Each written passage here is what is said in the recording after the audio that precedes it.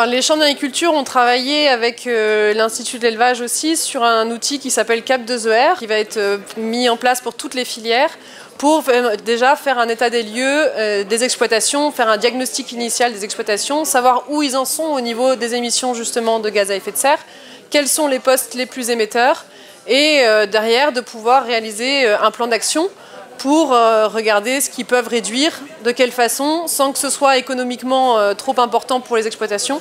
Le but, c'est que voilà, ça soit un travail vraiment en partenariat avec les exploitants, trouver des solutions pour qu'ils puissent réduire leurs émissions quand elles sont un peu trop élevées, ou stocker un peu plus aussi sur leurs exploitations.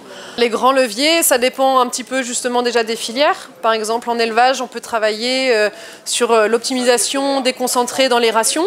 Donc ça peut être en faisant un peu des cultures un peu différentes sur les exploitations, plus de protéagineux, plus de légumineuses par exemple. Ça peut être aussi la réduction de l'âge au premier vélage, qui peut aussi être un levier d'action. Ça peut être la plantation de haies si c'est possible sur les exploitations. S'il n'y en a pas déjà, comme dans nos régions, c'est assez bocageux, il y en a souvent déjà aussi un certain nombre. Après, sur les filières, par exemple céréales, ça peut être l'implantation de légumineuses pour augmenter les rotations, ce qui permet aussi de réduire les engrais chimiques apportés. Avec l'augmentation des rotations, ça peut permettre aussi de réduire les produits phytosanitaires qui sont utilisés sur l'exploitation. Donc ça permet aussi de réduire tout cet aspect-là, produits phytosanitaires, etc. Voilà, ça peut être vraiment des choses un peu diverses suivant les filières. Après, ça peut être aussi sur la viticulture, un enherbement de l'interrang, la diminution de la fertilisation, ça peut être l'implantation aussi de légumineuses dans les interrangs, ça peut être énormément de choses différentes suivant les filières. Ce n'est pas uniquement un travail sur le carbone, c'est un travail global sur l'exploitation et aussi sur la complémentarité élevage céréales. Nous, l'idée, c'est que ce soit plutôt justement une opportunité. C'est pour l'instant quelque chose qui n'est pas du tout obligatoire pour les exploitants. Donc s'ils ont envie d'y aller, c'est plutôt par opportunité et parce qu'ils ont envie de travailler là-dessus.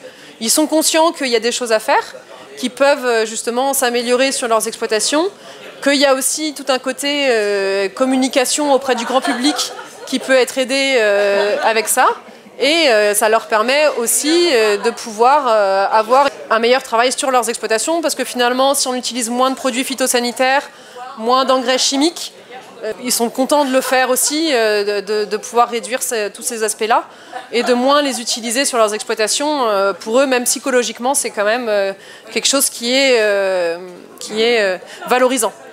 Et donc les champs d'agriculture, on a aussi donc, tout un plan régional, nous en Centre-Val de Loire, tout un plan régional qui permet d'avoir un accompagnement sur 5 ans des exploitations avec un diagnostic initial pour savoir où est-ce qu'ils se situent, un accompagnement tous les ans pour voir ce qu'ils arrivent à réduire après le plan d'action qu'on a mis en place pour les aider à aller dans cette démarche-là. Et ensuite, au bout des 5 ans, un dernier diagnostic qui permet de regarder ce qui a réellement été réduit sur les exploitations, les émissions de carbone qui ont été réduites, et ce qui permet aussi d'aller derrière jusqu'à la monétisation des crédits carbone.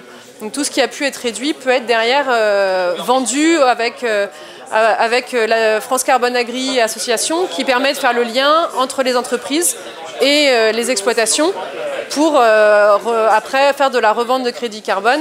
Et nous, on accompagne donc les agriculteurs dans toute cette démarche-là jusqu'à la monétisation pour qu'ils puissent avoir vraiment un suivi complet sur les 5 ans.